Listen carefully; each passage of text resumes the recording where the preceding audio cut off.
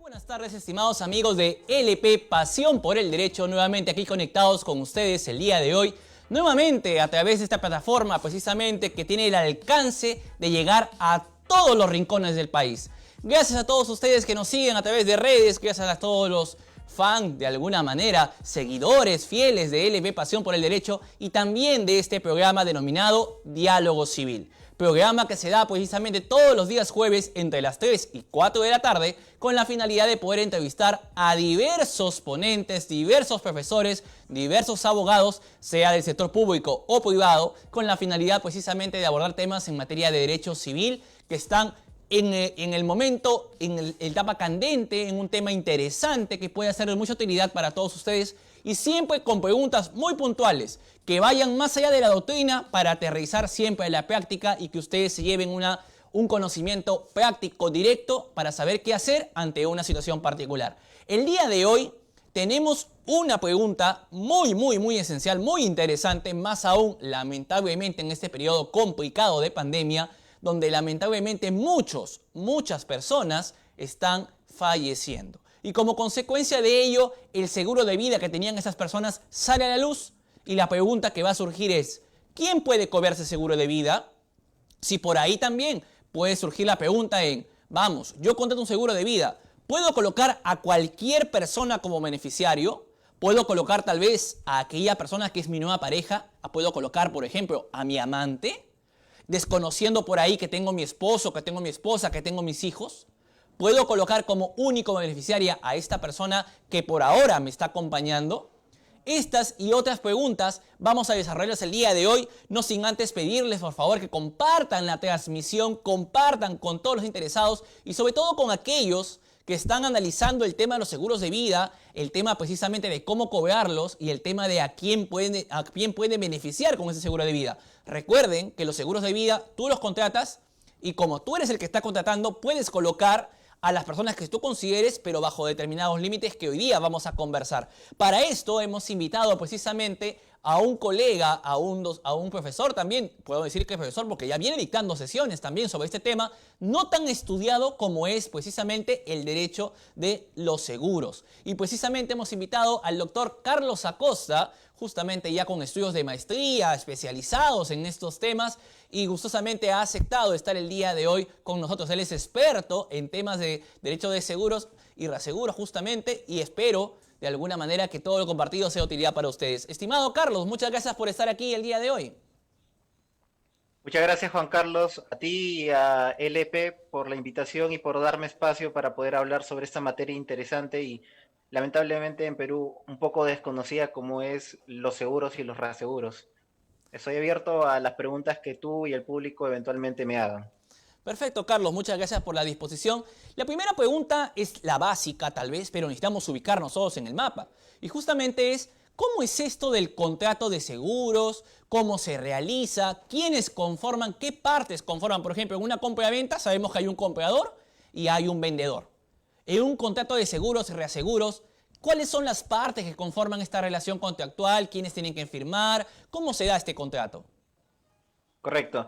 En primer lugar, tenemos que partir de una idea básica, que el contrato de seguro sirve para tutelar o asegurar o activarse frente a un determinado riesgo. Evidentemente, cada contrato de seguro va a tutelar un riesgo distinto. En el caso que estamos analizando, evidentemente, el bien protegido sería la vida de la persona, porque normalmente estos seguros de vida se orientan a activarse frente al fallecimiento de una persona. Sin embargo, existe también otro gran cúmulo de seguros de vida que no necesariamente se activan frente al fallecimiento, sino también en caso de supervivencia del asegurado.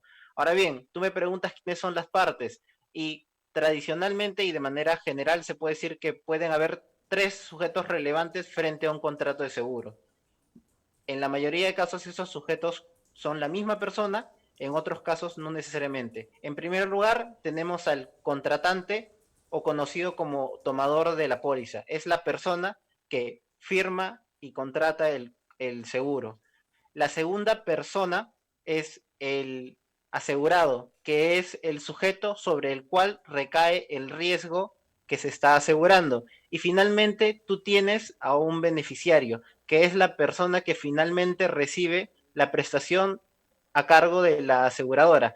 Quizás con un ejemplo esto se entienda de manera más precisa. Por ejemplo, voy a tomar un ejemplo que lo vemos día a día, un seguro vehicular. En ese caso, el contratante, el beneficiario y el asegurado son la misma persona. Yo contrato un seguro para mi vehículo y evidentemente yo firmo el contrato, el asegurado soy yo porque el vehículo es mío y mi patrimonio es el que puede verse afectado y finalmente en caso mi carro choque, se destruya y quede obsoleto, recibo un dinero de parte de la aseguradora. Soy entonces también el beneficiario. En el caso del seguro de vida no ocurre así. En el caso del seguro de vida es usual que estos tres sujetos puedan ser distintos.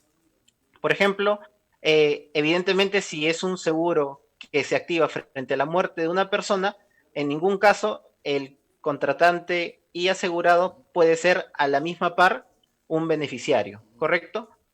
Entonces, en los seguros de vida podemos tener que son tres sujetos distintos. Por ejemplo, un seguro de vida que no es propiamente el que vamos a abordar en esta oportunidad, que es el seguro vida ley, que es un seguro obligatorio y creo que todos los empresarios lo conocen porque es obligatorio. E incluso a principio de año se dio una norma que amplió la obligación de cuándo contratar, lo que es desde el primer momento en que se inicia el vínculo laboral, salvo unos supuestos especiales, es el empleador, el contratante.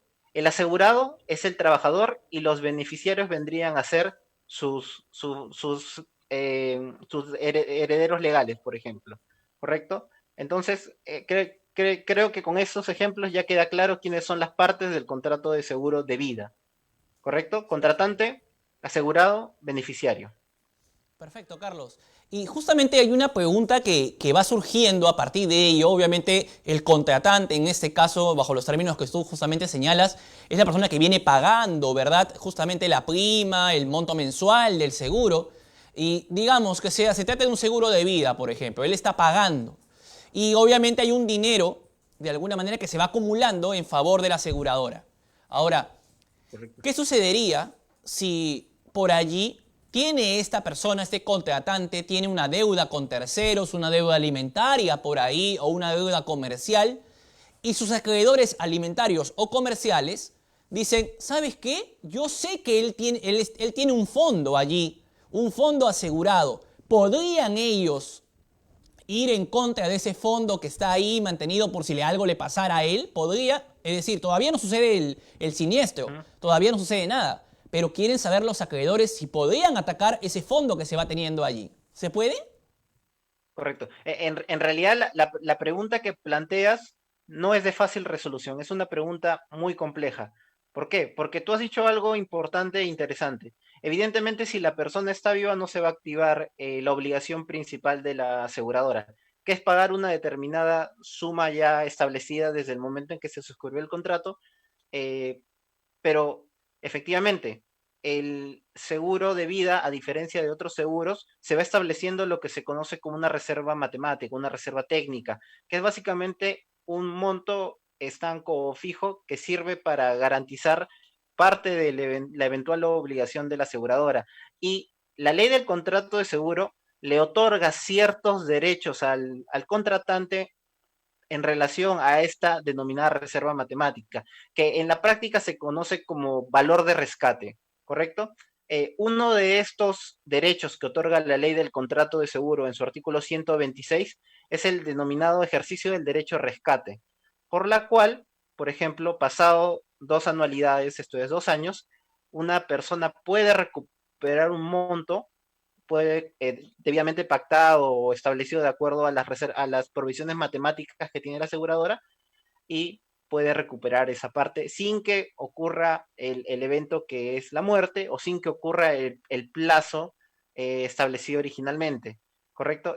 Así que si eso es posible, de alguna manera, quizás con alguna acción legal que presione al contratante a recuperar ese monto, quizás podría accederse a ese monto. También, por ejemplo, la ley establece la posibilidad de ejercicio de un derecho de préstamo, pero siempre todo esto está limitado al denominado valor de rescate, que es un monto mucho, mucho menor que el que se obtendría una vez que se produzca la muerte y se pague la indemnización, ¿correcto? Tiene que distinguirse estos dos conceptos. Si la pregunta es si yo puedo acceder a la indemnización, la respuesta evidentemente es no. ¿Por qué? Porque todavía no ha ocurrido el evento que dispara o gatilla la obligación, que es la muerte. Si me preguntas si los acreedores pueden acceder al valor de rescate, yo creo que en la medida de que no existe una norma que establezca la intangibilidad de este monto, podría hacerse. ¿Es una situación complicada, de difícil argumentación? Sí, pero yo no podría negar de plano esa posibilidad, pero no es algo sencillo, pero sí podría. Ok, Carlos, interesante el tema porque no le puedo negar, en mi calidad de abogado de litigante en materia de familia, siempre me preguntan, profesor o doctor, ¿es posible que yo embargue ese dinero que está allí? Porque yo sé que está pagando. ¿Puedo embargarle también ese dinero? Y justamente por eso le lanzaba ahí por ahí el dardo para ver tu opinión también al respecto, ¿no? Sobre este tema muy interesante. Ahora bien, cuando una persona es contratante de un seguro, tiene la posibilidad precisamente le preguntan, ¿no? Oiga usted, ¿a quién quiere beneficiar? ¿Quiénes quiere colocar como sus beneficiarios en caso, por ejemplo, del seguro de vida? Obviamente uno fallece y quiere colocar beneficiarios. Y de alguna manera la pregunta que surge ahí, ¿existe algún límite legal para colocar a un beneficiario o puedo yo decidir libremente en mi calidad de contratante? Puedo libremente decidir, ¿sabes qué? Yo soy casado, tengo hijos, pero igual yo quiero que mi amante sea mi beneficiaria y la única beneficiaria. ¿Puedo hacer eso o no? La pregunta es curiosa y si, por ejemplo, te la respondiera un civilista plano y llano, te diría que no, quizás no, porque existiría la limitación de disposición de la tercia disponible y te alegaría diversos motivos por los cuales no. Sin embargo, si uno revisa la ley del contrato de seguro peruana e incluso revisa las legislaciones extranjeras y también evalúa el desarrollo histórico del seguro de vida, va a poder observar que en realidad, por lo menos en materia de seguro de vida, hay una libertad absoluta para designar quién va a ser tu beneficiario, ¿correcto? Ojo, esto, lo que voy a decir también es importante. Esto solamente se da en el seguro de vida voluntario. En determinados seguros de vida que son obligatorios, como por ejemplo el seguro de vida ley, la norma establece con toda claridad que los beneficiarios tienen que ser los herederos legales, sin ausencia, que viene a ser la cónyuge y los hijos y en caso de ausencia de estos, los ascendientes o descendientes, ¿correcto? En cambio, en el seguro de vida voluntario, el que está previsto en la ley del contrato de seguro de manera general, nosotros tenemos una norma interesante que quizás no, si uno la lee, no la entiende sin tener en contexto todo el desarrollo histórico, que es el artículo 131. El artículo 131 establece la siguiente disposición legal. Dice, la existencia de herederos del asegurado y la declaración de insolvencia no afecta el contrato de seguro ni la designación de beneficiario. Sobre la base del artículo 131, yo puedo sostener válidamente, y de hecho así se ha sostenido en cortes extranjeras sin ningún problema, de que existe una libertad absoluta no solamente de designar al beneficiario, es decir, respondiendo a la pregunta principal de esta entrevista, sí, yo puedo poner que mi amante, a pesar de que tengo una esposa e hijos, sea la beneficiaria del seguro, ¿correcto? Ujú. Y también en cualquier momento porque también es libertad de la persona contratante y o asegurada, puedo cambiar de beneficiario. Y no solamente lo puedo hacer mientras estoy vivo, y esto es interesante, también se puede hacer una vez que yo he fallecido. ¿Cómo? A través de disposiciones testamentarias, por ejemplo. Así que la respuesta principal es si mi amante puede cobrar mi seguro de vida, la respuesta es sí, en la medida que haya sido designada como beneficiaria. ¿Por qué? Porque el artículo 131 claramente dice que a pesar de la existencia de herederos legales, no existe una afectación del contrato de seguro. Esto implica una libertad absoluta en materia de designación de. Otra cosa importante es que en los seguros de vida no existen limitaciones que se pueden encontrar en otros seguros, que son seguros patrimoniales. En un seguro patrimonial existe algo que se conoce como principio de indemnización, lo cual implica que tú no puedes asegurar un bien más de una vez. Y en caso de que exista más de un seguro, tiene que haber una coordinación entre las aseguradoras. Es una situación un poco compleja. En los seguros de vida no. Si yo tengo los recursos necesarios para contratar uno, dos, tres seguros de vida, lo puedo hacer. O sea, puedo contratar, si tengo dinero suficiente, un seguro para mi amante, otra para mis hijos y otra para mi esposa, por ejemplo. Así que podría Interesante. darse una situación curiosa como la que planteas. Claro, no te puedo negar, Carlos, que yo cada vez que invito a alguna persona aquí, justamente a través de LP, a ser entrevistado, yo le hago preguntas que algún alumno por ahí en alguna sesión me la ha hecho y yo he dicho, uy, me agarraste. Y esta era una pregunta, no te puedo negar, que siempre yo me la he hecho a partir de una pregunta que surgió en Huánuco. Me preguntaron, profesor, ¿puedo colocar yo a mi beneficiario a quien yo quiera? A una persona que no es mi familia, ¿puedo hacerlo? Y no le puedo negar que sí, al inicio tuve la perspectiva de lo que tú mencionabas, ¿no? Los abogados civilistas decimos, a ver, hay que analizar la legítima, la porción disponible y todo Claro. ello, ¿no? Pero después me puse a pensar y dije, pero escuchándote, porque si te soy sincero, te escuchaba en algunos videos y decía, esto debe ser una especialidad distinta, un tema distinto. Y por ese motivo te agradezco por haber aceptado la invitación, porque esta pregunta es una pregunta que muchos se hacen, pero tienen miedo a preguntar, ¿ah? Pero es una constante, porque lamentablemente, pues, actualmente existe un quiebre en la relación matrimonial o hay un desorden en el punto de vista personal de muchas personas y deciden justamente analizar estas dudas y no saben a qué preguntar, y tú has dado la clave precisamente para disolver estas situaciones que se puedan presentar. Bien, una pregunta Juan más que... Carlos, Sí, dime, amigo. disculpa que te interrumpa, pero quizás puedo agregar un tema adicional, ya que evidentemente el tema puede ser sumamente moralmente cuestionable o puede repercutir en la solución. Es curioso porque la norma peruana no establece ninguna ni limitación, pero por ejemplo en España sí existe, por ejemplo, una disposición distinta a la normativa peruana, y también la jurisprudencia española lo ha aceptado en ese sentido, que en los casos en los cuales, por ejemplo, se establece el contrato de seguro de manera fraudulenta en perjuicio de la cónyuge y los herederos, puede haber un cuestionamiento en relación de la designación del beneficiario, pero en la normativa peruana esta atingencia no ocurre. Así que nuevamente te respondo que sí, sí es Libremente. posible. Lo que no está prohibido está permitido y de alguna manera se Correcto. pueda darse. Excelente, Carlos. Gracias, gracias por esa precisión. Hay una pregunta aquí que surgió justamente por Sander Ramos Gamarra, que me parece sumamente interesante. Me dice, doctor, buenas tardes, agradezco por la entrevista, todo va muy bien, luego vas a poder leer tú también los comentarios. Dice, ¿cómo podría verificar si una persona tiene seguro de vida? Es decir, por ahí lamentablemente un familiar mío falleció, por ahí lamentablemente un amigo mío ha fallecido. ¿Cómo puedo verificar yo que una persona que falleció tiene seguro de vida vigente y que de alguna manera hay algo por cobrar? ¿Cómo sabemos eso si no contamos con el Ya. contrato, por ejemplo, ¿no? A la mano? ¿Cómo? ¿Hay una entidad que regula todo esto?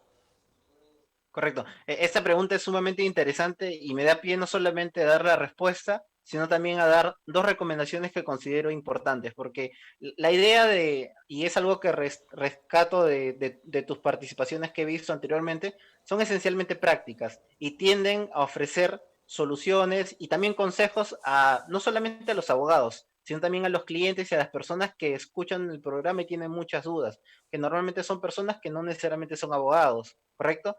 Y la recomendación es hay dos recomendaciones quizás para contratar un seguro de vida. La primera es acérquense a un broker. ¿Por qué? Porque el seguro de vida no es un seguro fácil de entender. Sobre todo hay seguros muy complejos de vida, como el seguro de vida con una parte de retorno, por ejemplo, no es fácil de entender y de hecho tiene diversos litigios en serie de Indecopi, por ejemplo, y el acceder a un corredor de seguros les va a permitir contratar un seguro adecuado a sus intereses con un precio correcto, porque es obligación del broker darle un cúmulo de opciones entre diversas compañías de seguro. Y la siguiente recomendación, que es algo básico, es infórmele, si es que ustedes están contratando un seguro de vida, infórmele a sus beneficiarios que lo están contratando. ¿Por qué? Porque la problemática que plantea la joven que ha hecho la consulta es muy frecuente. Uno tiene no solamente un solo seguro, tiene varios seguros, no necesariamente de vida, y sus herederos o beneficiarios no lo saben. Felizmente, ya que esta situación es recurrente y conocido, se estableció hace algunos años una normativa por parte de la SBS que se conoce como heredero informado, ¿correcto? En base de esta normativa, no solamente en materia de seguros, sino también en materia de productos financieros, una persona que podría considerar que su familiar fallecido tenía un contrato de seguro, solicita a la SBS que le informe sobre los seguros que pudo haber tenido, ¿correcto? Y no solamente eso, recientemente, dado que se ha producido una elevada tasa de mortalidad como consecuencia del COVID, la APSEC, que es la Asociación Peruana de Empresas de Seguro, ha realizado un esfuerzo interesante, y si uno entra a la página de la APSEC, de la empresa Perú, de la Asociación Peruana de Empresas de Seguro, va a ver que existe una posibilidad denominada heredero seguro. La plataforma de la APSEC permite de manera gratuita, en un plazo aproximadamente entre 6 días hábiles a cuanto máximo, a que dando información tan básica como el DNI del fallecido y la fecha de fallecimiento de la persona, la APC, que congrega a todas las empresas de seguro, le va a responder de manera gratuita y sumamente rápida si sus familiares tenían o no tenían un contrato de seguro. Así que la respuesta sería, uno puede preguntarle al APC a través de su aplicativo que está en su web oficial, o podría ir y preguntarle a la SBS. Cualquiera de las dos vías está habilitada. Interesante, Carlos. Agradezco, como siempre, como tú has referenciado. Necesitamos respuestas prácticas y tú nos estás dando ese camino, y justamente porque en ese momento tan difícil que es el fallecimiento de un familiar, de un amigo o de una persona muy querida de alguna manera, necesitamos saber qué hacer. Y tú nos has dado en el qué hago, ¿no? Justamente, que es lo importante, y soy seguro que muchas personas van a revisar nuevamente el video para poder seguir las líneas de lo que tú estás recomendando, y te agradezco por ello. Ahora, hay una pregunta también que surge, están comenzando a hacer preguntas, y eso es reflejo justamente de la forma práctica como está respondiendo mi estimado amigo. Me dicen lo siguiente, Alex Jerry Maurtúa dice, saludos desde Pucallpa. Tengo una pregunta, ¿qué sucede si el beneficiario, por X motivos, no cobra el seguro? ¿Qué pasa con ese dinero? ¿Alguien más lo puede cobrar? A ver, se da una situación particular en relación a lo que preguntas. En primer lugar, vamos a tener en cuenta el plazo. Esto es importante.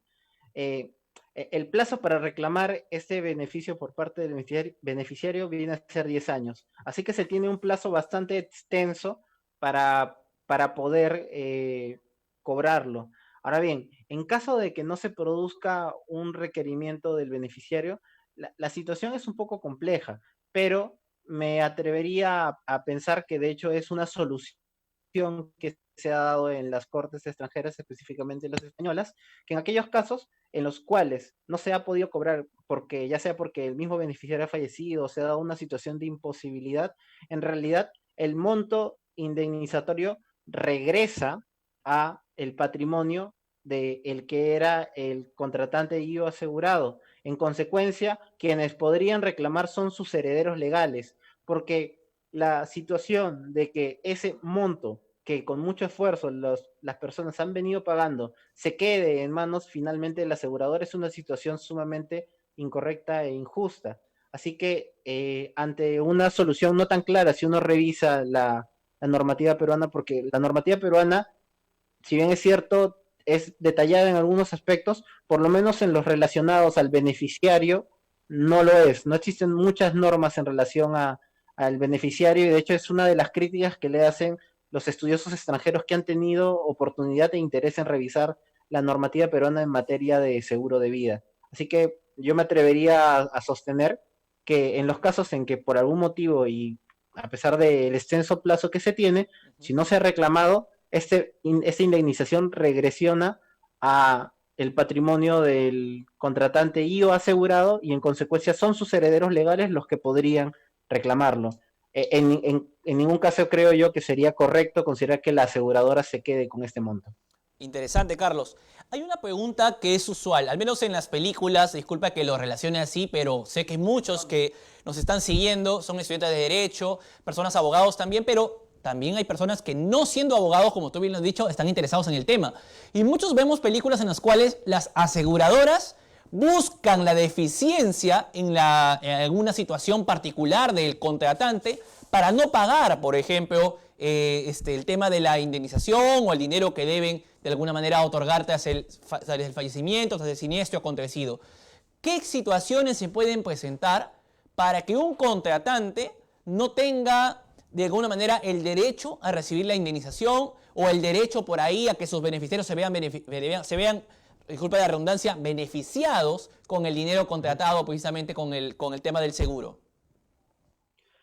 A ver, yo respondería la pregunta por un tema de orden en dos niveles. Evidentemente, en la medida de que el contrato de seguro es nulo, no se podría, por ejemplo, cobrar un derecho indemnizatorio derivado del mismo. Así que una primera forma en cómo una aseguradora podría negarse válidamente, evidentemente, las respuestas que voy a dar siempre son en el ámbito de lo que vendría a ser correcto de acuerdo a la póliza y a la ley. No voy a negar, a pesar de que mi experiencia profesional se basa básicamente en la defensa de las empresas aseguradas y en las empresas reaseguradoras, no voy a negar que en algunos casos, no es la generalidad creo yo, sí pueden haber situaciones de incorrección, no por situaciones de mala fe de la aseguradora necesariamente, sino a veces por desconocimiento de las personas que trabajan en las compañías de seguro, lo cual es algo muy lamentable, pero es un reflejo de la inexistencia de cátedras de seguro, ¿correcto? Ahora bien, la primera forma en la cual válidamente una aseguradora puede negarse a pagar un seguro de vida es que el contrato sea nulo. ¿Y cuándo el contrato de seguro puede ser nulo? Por ejemplo, eh, podemos aplicarle las normas generales, pero ya que no tenemos mucho tiempo, yo voy a aplicar las reglas específicas de nulidad para los seguros de vida. Por ejemplo, un supuesto de nulidad específicamente prevista en la normativa peruana para el seguro de vida es cuando hay una declaración inexacta de la edad de la persona asegurada y que esta inexactitud implique que el asegurado exceda la fecha de ingreso para un seguro de vida. ¿Qué es lo que quiero decir con esto? En los seguros de vida, la edad es sumamente relevante. Por eso es que si uno revisa las pólizas de mercado, va a ver que, por ejemplo, la edad promedio máxima de poder ingresar a un seguro de vida es 65 años, 60 a 65 años. Por ahí están orientándose los bordes de hasta qué edad yo puedo ingresar. Por ejemplo, si la póliza claramente dice que yo puedo ingresar cuanto máximo a los 65 años y yo miento, digo que tengo 65, pero tengo 70, por ejemplo, ese contrato es nulo. Y la nulidad es una cuestión objetiva. ¿Por qué? Porque la materia de declaraciones falsas o incorrectas se regula de manera general y tiene otro tipo de regulación un poco más difícil. En el caso de seguros de vida, como la edad es tan relevante, se ha establecido sin lugar a dudas, ya sea de manera dolosa o de manera por un error involuntario, si uno declara una edad incorrecta y se excede el máximo de ingreso, el contrato es nulo. Si esto pasa, yo válidamente le puedo negar a los beneficiarios esta situación. Otro supuesto, dos supuestos que también se encuentran en la ley son las denominadas exclusiones, ¿correcto? La ley plantea dos exclusiones importantes en materia de seguros de vida. La primera, el suicidio, ¿correcto? Y la ley dice claramente que dentro del periodo de 2 años, si el asegurado comete un suicidio de manera consciente y voluntaria, esos son los términos exactos que utiliza la norma, de manera consciente y voluntaria realiza un suicidio, el seguro válidamente puede negarle a los beneficiarios el pago de este. ¿Esto qué implica? Implica dos cosas importantes.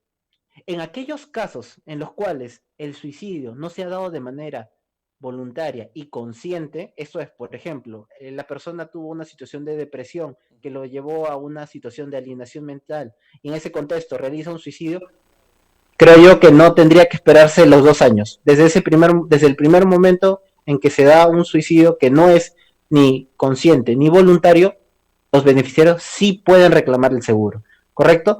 Ahora bien, la norma también establece que pasado estos 2 años, entonces sí podría darse, las situaciones de suicidio podrían ser coberturadas. El espíritu de la norma es un poco que es el siguiente, que el acto de suicidio no esté directamente ligado con la contratación del seguro, la intención de contratar el seguro, ¿correcto? Por eso se establece que en estos 2 años, una de dos, o la persona va a desistir de esa idea de suicidarse, o que al menos este plazo de 2 años va a implicar que yo no estoy contratando el seguro de vida sabiendo yo que me voy a suicidar y así darle un beneficio a los beneficiarios, ¿correcto? El segundo supuesto establecido en la normativa peruana es el supuesto en el cual se da el homicidio o la muerte del asegurado por parte del beneficiario o incluso del contratante, ¿correcto? ¿Eso qué significa? Si, por ejemplo, eh, eh, Roberto tenía un contrato seguro y puso como beneficiario a su amante, y la amante en un ataque de ira, quizás porque le dijo que no iba a quedarse con ella, iba a volver con su familia, lo mata, ¿correcto? El ejemplo que me pones en tu pregunta. Claro. En este caso no podría reclamarse, ¿correcto? No podría darse un reclamo, pero la norma es deficiente. ¿Por qué? Porque la norma establece que no establece qué pasa, evidentemente, con el dinero en estos casos, ¿correcto? Y de hecho es una de las críticas que le hace la doctrina extranjera a la normativa peruana que establece esto. En España la solución que se ha dado es que en todos estos casos en los cuales, por ejemplo, el contratante, se da esta situación, contratante asegurado beneficiario, es el contratante el que mata al asegurado, para no perjudicar, por ejemplo, a los beneficiarios, se permite excepcionalmente que los beneficiarios puedan tener acceso al pago del seguro. Otro supuesto y otra solución creativa que le han dado las Cortes Españolas que podría quizás usarse acá para evitar que la aseguradora finalmente se quede con ese dinero, es que nuevamente esto regresione a los derechos patrimoniales del asegurado y en consecuencia se le aplica las normas generales de derecho de sucesiones y ese dinero entonces, a pesar de que existe un beneficiario expreso, pueda darse a favor de sus herederos legales. Esa sería una solución también que nos puede dar, por ejemplo, la doctrina extranjera. Evidentemente en Perú no hay doctrina en ese sentido ni jurisprudencia, pero quizás podría ser una solución inteligente a esta situación, ¿correcto? Interesante. Otras pólizas del mercado también establecen, por ejemplo, que no van a pagarle si el evento ocurre como consecuencia de estado de drogadicción, estado de alcoholismo, por realizar actividades riesgosas. Por ejemplo, he visto en algunas pólizas del mercado que le niegan la cobertura si la persona era un bombero o era un policía. Situaciones así, evidentemente, tienen que estar expresamente establecidas en la póliza y ya cuando uno contrata, evidentemente sabe a lo que entra cuando contrata este tipo de seguros. Interesante, Carlos, muy interesante lo compartido. Obviamente es una materia para el mucho desconocida, pero poco a poco vamos ingresando justamente a análisis y de taquitos. Por ese motivo te hemos invitado precisamente para que permitas de alguna manera también aquí en LP ir conociendo paulatinamente esta fascinante, porque es un contrato diferente, es un contrato especial. Y es un tema que genera justamente mucha controversia, ¿no? Y ya lo vas a ver en los comentarios cómo la controversia va generándose a partir de lo que vas comentando en torno a, no, pero no es posible, cómo le vas a dar todo a ella y todo eso, pero es un contrato especial y hay que verlo de esa manera con una regulación especial. Hay una pregunta interesante, mi estimado Carlos, dice Jorge Rafael Miranda Zabaleta, te dice, buenas tardes, doctor, ¿cuál es el procedimiento que debo seguir yo en caso yo sea el beneficiario? ¿Cómo puedo cobrar? Ya me enteré, ya sé cómo averiguar que hay un seguro de vida por ahí de la persona que ha fallecido, sé que soy el beneficiario. ¿Cómo puedo ir a cobrar justamente ante la aseguradora, ante la entidad con la cual se contrató el seguro? ¿Cómo puedo cobrar ese dinero? Ok, en primer lugar, en la medida de que la SBS y la APC le van a informar sobre si tenía o no tenía un seguro, desde ese primer momento, la persona que es beneficiaria o las personas que son beneficiarias, porque pueden ser más de uno, evidentemente, tienen el derecho a exigirle a la compañía de seguros que le entregue la póliza. En la póliza van a haber datos sumamente importantes. En primer lugar, cuánto es lo que se le tiene que pagar, ¿correcto? Eso es sumamente importante. Esto es el monto que previamente se pactó con la aseguradora de que en caso de la persona falleciera se le iba a otorgar a sus beneficiarios. Y segundo, está el procedimiento que se debe seguir para reclamar este determinado pago. Lo usual, sin perjuicio de que la compañía le tenga que dar la póliza, y ahí está detallada, porque cada aseguradora trabaja de una manera distinta, pero lo usual en el mercado es que básicamente te, te exijan que evidentemente te identifiques, ¿correcto? En algunos casos, si tú, por ejemplo, tú eres hijo, para acreditar tu condición de hijo tienes que acreditar tu partida de nacimiento. Si tú eres su cónyuge, tienes que presentar, por ejemplo, el acta de matrimonio, y evidentemente tienes que presentar el acta de función, porque ese es el evento que gatilla todo este cúmulo de obligaciones por parte de la aseguradora, ¿correcto? También, evidentemente, por una materia de distribución de cargas legales, corresponde a la aseguradora, por ejemplo, probar todas las situaciones que la liberen del pago. Estas exclusiones y estas nulidades que te comenté hace un momento son a cargo de la aseguradora. O sea, a ti no te pueden exigir, por ejemplo, todas estas situaciones que las acredites, la tienen que acreditar ellos, ¿correcto? Así que si tú eres beneficiario, en realidad bastaría que logres identificarte adecuadamente, identifiques también que la persona que era el asegurado y o contratante ha fallecido, y no debería ocurrir mayor problema, ¿correcto? Interesante, interesante, Carlos. Hay una pregunta también de Techi Sabina, me parece curiosa la interrogante, pero puede ser la situación de muchas personas. Si tienes referencias al respecto, los comentas, si no, no hay ningún problema, porque es una pregunta que colinda un poco con el aspecto empresarial y tiene que ver con esto. Me dice, a ver, ¿por qué a mí me descuentan, dice en este caso Techi, me descuentan a mí de mi boleta de remuneraciones un pago que va destinado a un seguro, contratado por la empresa que me contrató? Ahora, ese seguro me descuentan y yo quiero saber cuál es la póliza, el contenido, a qué estoy asegurado en referencia a ese seguro, y resulta que la aseguradora contratada no me da información a mí, que soy el trabajador al cual le están descontando el dinero, porque me dice que solamente la información se la deben dar a la empresa que contrató. ¿Eso es correcto? ¿Está bien? ¿Es actuar de la aseguradora? ¿O deberían también informar a los trabajadores, que son los que indirectamente están pagando con su sueldo el seguro? Correcto. La respuesta en realidad puede tener varios matices, y de hecho lo he visto reflejado en varias controversias en sede de Indecopi. A ver, evidentemente en estos casos no me queda duda de que estamos hablando ante de un seguro de grupo, lo que se conocen como los seguros grupales, que se diferencia de los seguros individuales. Normalmente cuando las empresas contratan determinados seguros, no solamente el de vida ley, al cual, como te comentaba hace un momento, es una obligación legal, tienen que contratarlo, y si no lo contratan, el efecto legal de no contratarlo es que la empresa es responsable de la indemnización que en su oportunidad la aseguradora debía pagarle al beneficiario, ¿correcto?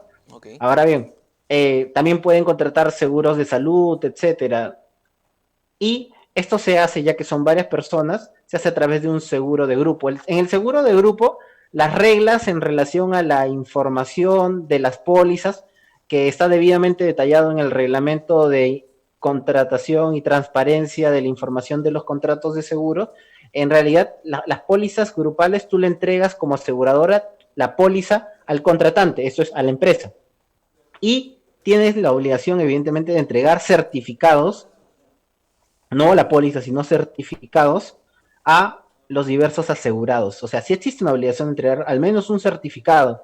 Y lo usual es que cuando estas personas, que son los asegurados, reclamen a las aseguradoras le responden, es obligación del empleador darte la póliza, porque de hecho si uno lee los certificados que corren en el mercado, evidentemente eso es lo que se señala.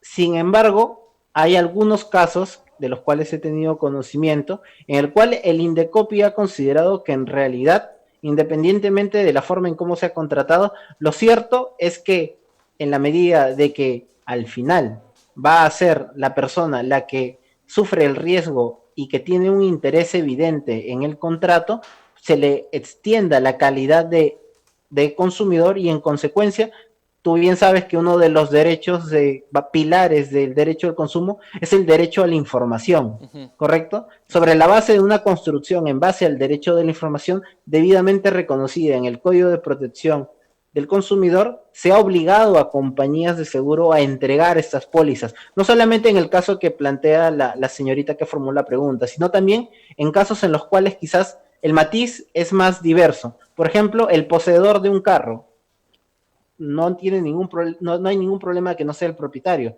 En la medida que acredite que es el poseedor del automóvil, puede solicitar información de la póliza del seguro de vehicular. Otros casos, por ejemplo, son el tercero afectado frente a un seguro de responsabilidad civil. Esto es, yo he sido afectado por una determinada empresa o por un determinado individuo y de alguna manera me he enterado que esta persona tiene un seguro de responsabilidad civil. Es decir, un seguro por la cual la aseguradora está obligada a pagar por los supuestos de responsabilidad civil, normalmente extracontractual, ¿correcto? Y este afectado, que es un tercero, que al final también va a ser un beneficiario, tiene derecho a recibir la póliza. No es inusual que las aseguradoras sistemáticamente se negaron por muchos años a entregar estas pólizas, por ejemplo, a estos terceros afectados en los accidentes, ¿correcto? Pero la jurisprudencia ya reiterada en Sala de Protección y Defensa del Consumidor es que, por ejemplo, este cúmulo de sujetos se les tiene que entregar la póliza, ¿correcto?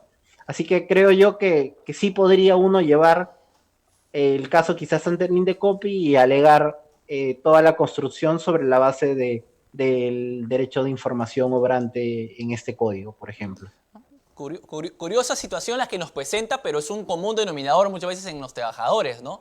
Porque obviamente la mayor cantidad de personas a nivel nacional en materia peruana precisamente son trabajadores y no empleadores, así que seguramente esta respuesta va a dilucidar muchos caminos en favor de ellos. Hay una pregunta interesante de Ruth Catherine Mesa Muñoz y yo te la voy a trasladar pero con una indicación particular. Debido a la pandemia, muchas personas han quedado sin trabajo o sus recursos se han visto disminuidos por allí. Y lo último que quieren pagar, lo último que piensan pagar es la cuota de su seguro de vida. ¿Sí? Ese pago mensual. Es lo último que quieren pagar, porque lo primero que quieren pagar es cómo van a comer mis hijos, cómo me voy a beneficiar en todo caso por ahí alguna enfermedad rápida que hay que protegerla, hay que comprar los implementos para cuidarse, todo ello, y el dinero se va. El poco dinero que hay se va. Y por ahí, durante 2, 3 meses que duró la cuarentena, más o menos, de alguna manera, se dejó de pagar ese pago mensual. Y lamentablemente, esa persona contratante que dejó de pagar, lamentablemente le dio el COVID y falleció.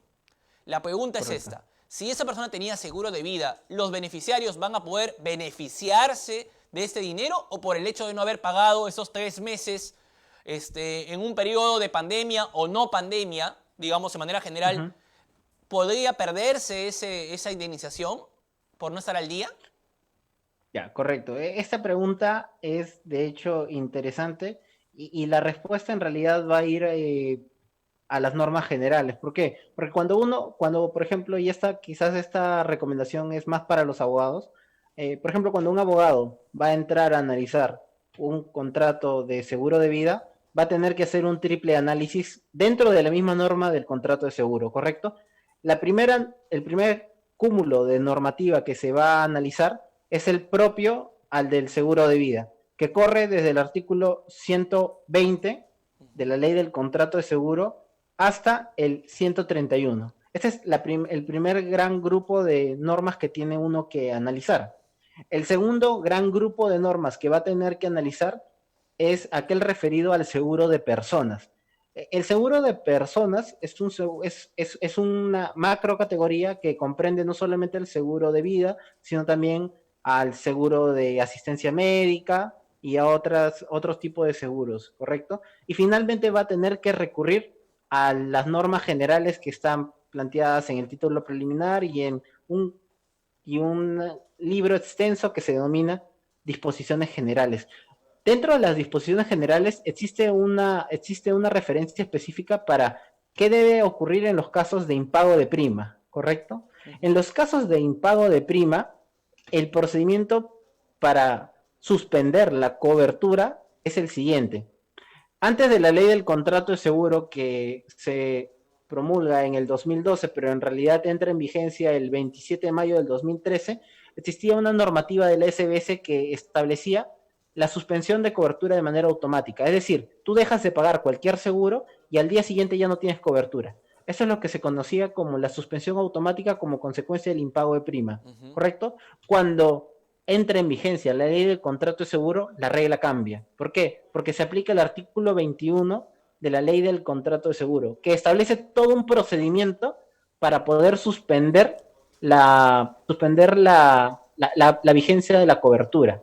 Y es básicamente que la compañía tiene que informarle mediante comunicación expresa e indubitable al asegurado de que está en una situación de incumplimiento y recién a los 30 días de producido eso es que se suspende la cobertura, ¿correcto?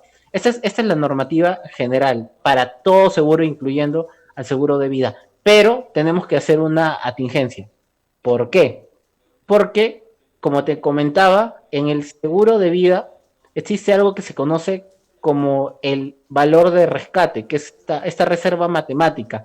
Y uno de los puestos en los cuales podríamos salvar esa problemática es aplicar lo que se conoce como el derecho de reducción, que de alguna manera utiliza esta reserva matemática para imputarla a las situaciones de impago de prima, ¿correcto?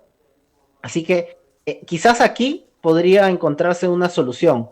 Verificar si es que, por ejemplo, han pasado los 2 años, que es básicamente lo que le da un cúmulo de derechos al asegurado, que son básicamente el ejercicio del derecho de reducción, el ejercicio del derecho al préstamo, que ya te comenté, y el derecho al rescate. Quizás por allí podría intentarse salvar la obligación que tiene la aseguradora, tratando de exigir que ese monto de reserva matemática, y ojalá que sea suficiente, se impute como una suerte de pago de prima. Quizás es una posible opción.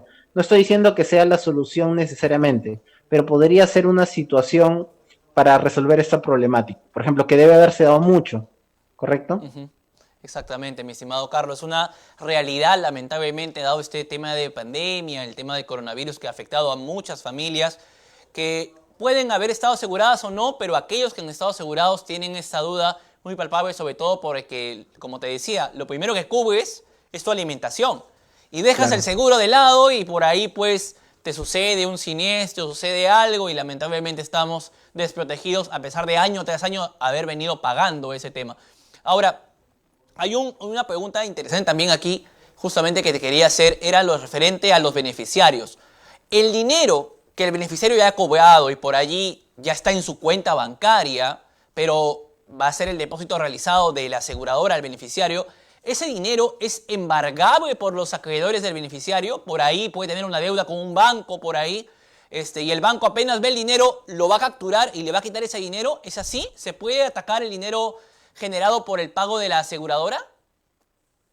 A ver, voy a quizás matizar tu pregunta en un doble orden de supuestos. Por ejemplo, si tu pregunta, porque quizás no he entendido bien la pregunta, pero si la pregunta es si, por ejemplo, el asegurado y o contratante tenía deudas y esta persona fallece, este dinero que se produce como indemnización a cargo de la aseguradora y que debe ir a los beneficiarios, se pueden embargar. O sea, eso es lo que has querido preguntar. Ese de alguna manera es una primera fase, y la segunda fase sería, ¿y qué sucede si los beneficiarios son los deudores? Si ellos tuvieran acreedores. O sea, dos perspectivas. Perfecto. La perspectiva de los acreedores del fallecido y la perspectiva de los acreedores del beneficiario. ¿Qué sucede con ese dinero? Correcto, ya. Ok, me queda claro. Las respuestas son diferentes. En el primer supuesto, no es inusual que los acreedores crean que en la medida de que existe un dinero allí que la aseguradora está obligada a pagar, que al final es una suma líquida y que evidentemente en línea de principio podría ser susceptible de un embargo, piensen que tienen derecho a, por ejemplo, tratar de embargar ese monto a favor de los beneficiarios, ¿correcto? Evidentemente, cuando la persona está viva, esto es imposible, ¿correcto? No se podría hacer. ¿Por qué? Porque la muerte es lo que gatilla la obligación del asegurador. Ujú. Pero incluso cuando la persona fallece y ya se genera esta obligación, tampoco se puede embargar la indemnización por las deudas que tuviera en su oportunidad el asegurado y contratante. ¿Por qué? Y eso es interesante. Y también se soluciona aplicando el artículo 131 y conociendo el desarrollo histórico del seguro de vida. El seguro de vida originalmente se estableció como un mecanismo para que las personas tuvieran una cierta seguridad de que en caso de que estos fallecieran, normalmente sus hijos, sus herederos legales, tuvieran una determinada protección y que sus acreedores no vayan en contra de este monto. O sea, es una suerte de salvaguarda para dejarle algo a sus hijos, ¿correcto?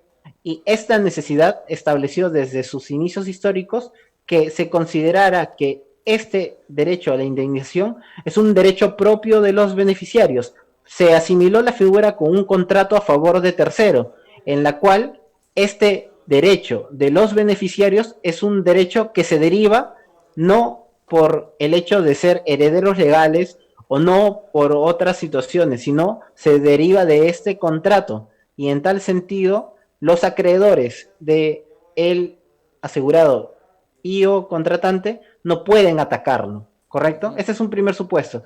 La pregunta de si los acreedores de la persona que ha fallecido pueden atacar ese monto, la respuesta es no, porque es un derecho propio de los beneficiarios, ¿correcto? Cosa distinta es que no haya beneficiarios y entonces este monto entra de manera general sin este beneficio que se conoce como la protección del beneficiario, que está específicamente establecida en el 131, solamente que si uno no lo lee sin entender todo el contexto, de verdad no va a entender la norma. Porque la norma que te la leí hace un momento y la vuelvo a leer dice: la existencia de herederos legales del asegurado y la declaración de insolvencia no afecta el contrato de seguro ni la designación de beneficiario. Uno lo lee y de verdad no lo entiende. Pero lo que quiere decir esta norma de manera implícita es que no se puede atacar. Por eso es que habla de supuesto de insolvencia, habla de deudas, ¿correcto? Entonces, este gran primer supuesto, la respuesta es no. Los acreedores del asegurado y o contratante no pueden ir en contra de los derechos derivados de un seguro de vida, ¿correcto? En cambio, cosa distinta ocurre cuando es el beneficiario el que tiene deudas. ¿Por qué? Porque una vez que esta indemnización se pague, al final se vuelve como cualquier otro bien que pertenece a su patrimonio. Y en la medida de que no existe una norma que establezca la intangibilidad de este monto indemnizatorio, perfectamente creo yo que podría embargarse. Ok, Carlos. Esa sería mi solución. Eso para tener el cálculo también por ahí, ¿no? Porque algunos beneficiarios dicen, genial, ya tengo una indemnización y de repente se acuerdan que tienen una deuda fuerte y dicen, ¿lo cobro o no lo cobro? ¿Me conviene, no me conviene? Y justamente ahí viene todo el contexto de nadie sabe para quién trabaja, ¿no? El acreedor se beneficia indirectamente con el cobro de los beneficiarios. Carlos, hay una pregunta que siempre les hago a todos los invitados, porque ya estamos casi, así como jugando, ya estamos llegando a la hora del programa, que precisamente es el tiempo que tenemos para la entrevista. Pero siempre hago esta pregunta a los invitados porque estoy seguro que hay muchas personas que quisieran conocer más del derecho de tema de seguros. ¿Qué sugerencias le das a esas personas para que puedan ingresar a esta especialidad y conocer un poco más sobre el contrato de seguros, sobre reaseguros, sobre los términos prima que tú has mencionado, temas que tal vez para algunos es la primera vez que se suena, que se escucha y que de alguna manera por ahí a los pocos que tenemos conocimiento de esos términos son solamente porque somos también contratantes de un seguro, que si no tuviéramos seguro ni idea de lo que es una prima, por ejemplo, ¿no? En este tema. Entonces, ¿qué sugieres tú para aquel estudiante de Derecho, persona interesada, que quisiera conocer más sobre el derecho de seguros? ¿Qué sugerirías tú que lea, que revise, que analice en torno a esta especialidad? Ok. En primer lugar, antes incluso de la entrevista, nosotros teníamos una pequeña conversación informal y comentábamos que, por ejemplo, la realidad del estudiante actualmente es muy diversa a la que en su oportunidad se dio cuando tú y yo éramos estudiantes, por ejemplo, Exacto. que ha pasado hace algunos años. ¿Por qué? Porque, y quizás lo ha acelerado esta lamentable situación de pandemia, que es la virtualización de la educación. Y no solamente eso, nosotros para poder aprender una materia teníamos que ir a la biblioteca. La biblioteca de San Marcos, tú la conoces tan bien como yo, es una biblioteca hermosa y que a pesar de los problemas, los estudiantes sanmarquinos tratan de formarse yendo a cursos, pero en el caso de seguros no puedes ir a cursos porque no hay. Y si uno revisa las bibliotecas de las universidades peruanas, los libros de seguros son muy pocos y en todo caso son libros bastante antiguos. Uno puede entrar a internet y encontrar mucha información. Por ejemplo, la Fundación Mafre tiene diversos cuadernos de la fundación, tiene manuales incluso de introducción al derecho de los seguros y de los reaseguros que pueden perfectamente revisarse. Existe mucho material en internet. Hay revistas extranjeras especializadas que felizmente están en línea, como es la revista Iberoamericana de Seguros. Y también en internet, que bueno, a veces no siempre se encuentra en YouTube información necesariamente fiable, también existen algunos cursos o referencias, son pocos. Y aprovechando la pregunta, por ejemplo, todo este mes de agosto, gracias a la gentil invitación del profesor Carlos Agurto, yo voy a estar dictando un curso de seguros que va a transmitirse de manera online y en vivo en el Instituto Fundamentos. Si uno entra a Facebook y pone Instituto Fundamentos, va a poder encontrar, por ejemplo, el nombre y empezamos este sábado y son cuatro sesiones en las cuales yo, a pesar del poco tiempo, voy a tratar de dar una idea general del contrato de seguro y de diversos aspectos prácticos e interesantes como el que tú me has planteado. Básicamente yo voy a hablar de la primera sesión, que es este ya sábado, voy a hablar del contrato de seguro de manera general en 1 hora. Luego la siguiente sesión voy a hablar sobre la gestión y pago del siniestro, que es un tema trascendental. ¿Por qué? Porque uno paga un seguro porque en caso de que ocurra el evento quiere cobrarlo, es evidente. Un seguro que no te paga si ocurre un siniestro no sirve para nada y da pie a una situación de litigio. La cuarta sesión va a ir enfocada a la resolución de controversias en materia de seguros y finalmente una sesión específica para empresas. Se va a tocar el seguro de interrupción de negocios frente al COVID, que es un tema actual, interesante y muy discutido, más en el extranjero que en Perú quizás. Básicamente esas podrían ser las recomendaciones de manera general. El internet está abierto, estudien idiomas, con lo cual van a poder acceder, porque la mejor doctrina de seguros no está necesariamente en español, está en inglés, está en francés, está en italiano, así que quizás el conocimiento de diversos idiomas les puede abrir puertas de bagaje cultural sumamente amplios. Muchas gracias, Carlos. Muchas gracias por las recomendaciones. Y sobre todo, como te dije de un inicio y tú lo has materializado, tus respuestas han sido bastante prácticas, objetivas, directas, con la finalidad de que todos nuestros seguidores de LP Pasión por el Derecho se hayan podido beneficiar. El video va a quedar colgado, así que básicamente agradecemos a mi estimado amigo Carlos Acosta por estar el día de hoy con nosotros. Gracias por tu tiempo, Carlos, y espero de verdad contar contigo en una próxima oportunidad. Muchas gracias. Yo siempre estoy dispuesto a resolver cualquier tema en relación a seguros. Perfecto, Carlos. Cuídate mucho. De alguna manera todos debemos cuidarnos, pero te deseo siempre lo mejor y adelante en los proyectos porque sí, vas a hacer un buen empuje a este conocimiento de derecho de seguros que lamentablemente por ahora no está bien desarrollado. Así que tienes una ardua tarea que realizar, amigo. Muchas gracias. Cuídate. Un abrazo a ustedes y al público. Muchas gracias, amigo. Un fuerte abrazo y gracias por estar aquí. Bien, estimados amigos, damos gracias a todos aquellos que se han conectado el día de hoy. Hemos tenido un tope de 400 personas conectadas en su momento y les agradezco precisamente por siempre estar siguiendo todas las conexiones que hacemos aquí en LP Pasión por el Derecho. El día de hoy hemos tenido al doctor Carlos Acosta tratando temas referentes precisamente al derecho de seguros, sobre seguros, y espero que les sea de suma utilidad. No podemos responder todas las preguntas porque obviamente el tiempo es traicionero, pero de alguna manera pues hemos tratado de dar los puntos claves, los puntos estrictamente prácticos para que sean de utilidad a todos ustedes. La próxima semana, el próximo jueves a las 3 de la tarde, contaremos con la participación del doctor Marco Torres. Marco Andrei Torres, justamente el doctor va a desarrollar el tema de la responsabilidad civil contractual. ¿Qué puede suceder en torno a la indemnización en la vulneración de los contratos? hoy en día, por ejemplo, que los contratos de alquileres no se han respetado, qué es lo que puede suceder, qué indemnización debo merecer de alguna manera si he sido afectado o afectada, qué puedo exigir. Marco Andrei Torres estará con nosotros la próxima semana justamente en una sesión más de diálogo civil todos los jueves a las 3, aquí en la multiplataforma de LP Pasión por el Derecho, donde siempre estamos gustosos de tenerlos aquí conectados. Gracias por estar el día de hoy con nosotros. Te despido, Juan Carlos del Águila Llanos. Me pueden seguir dentro de mi página de Facebook, Profesor Juan Carlos del Águila. Y me despido una vez más aquí desde mi casa, LP Pasión por el Derecho, el portal jurídico más visitado a nivel nacional. Muy buenas tardes.